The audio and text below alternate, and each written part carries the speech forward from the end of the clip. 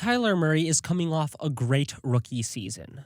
Murray was only the sixth player in the last 15 years to finish their rookie season with 3,000 or more passing yards, a 60% or higher completion percentage, and 250 or more rushing yards. Murray is already one of the most accurate deep ball throwers, and the addition of DeAndre Hopkins will make this offense truly horrifying for opposing defenses to defend. With an improved supporting cast, impressive rushing skills, and a coach willing to let him throw 30-plus times a game, Kyler Murray's upside is truly limitless. I truly believe that Kyler Murray has a great chance to finish this season as the number one overall quarterback in fantasy football. After several disappointing fantasy seasons, Kenyan Drake burst onto the scene after being traded to the Arizona Cardinals in late October last season. Drake is a very interesting fantasy prospect this year, after I've seen analysts teetering on every end of the spectrum when it comes to Drake's fantasy outlook. I've seen many high-profile fantasy football analysts call him a potential bust and say that his fantastic fantasy finish was a fluke and he will not replicate his production. Meanwhile, I've seen several other analysts and fantasy pages calling Kenyan Drake the next Dalvin Cook / fantasy football superstar. Where do I stand on the uneven ground that is Kenyan Drake's fantasy status?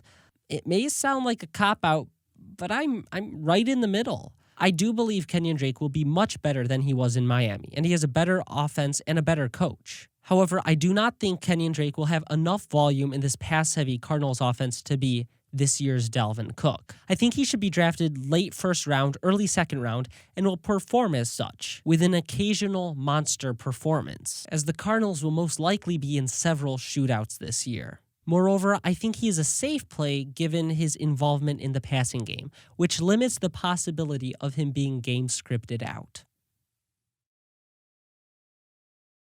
DeAndre Hopkins will not finish as a top 8 wide receiver in fantasy football this year. I'm not worried about the quarterback situation, as we've seen Hopkins post elite numbers with quarterbacks far worse than Kyler Murray.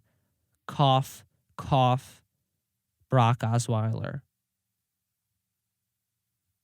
Instead, I'm worried about two things. The historical and long-documented fact that wide receivers' production declines drastically during the first year they play on a new team.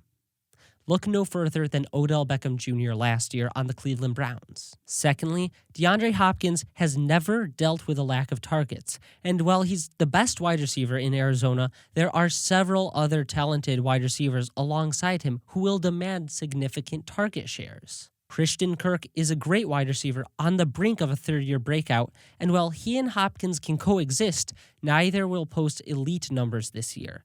Even in a high-powered pass-heavy offense, there are simply too many playmakers on the Cardinals for Hopkins to see the number of targets he needs to be a top-tier fantasy player. I do think Hopkins will be very good, but I do not think he will be great.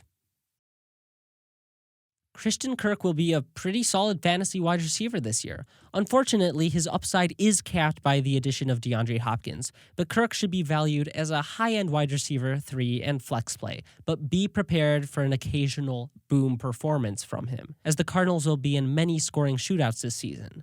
Now, I think Kirk is being undervalued as he's falling very late in many drafts. If you have the opportunity to snag him at the end of your draft, I highly recommend you do so. And if anything happens to Hopkins, if anything happens to DeAndre Hopkins, Kirk will set the world on fire.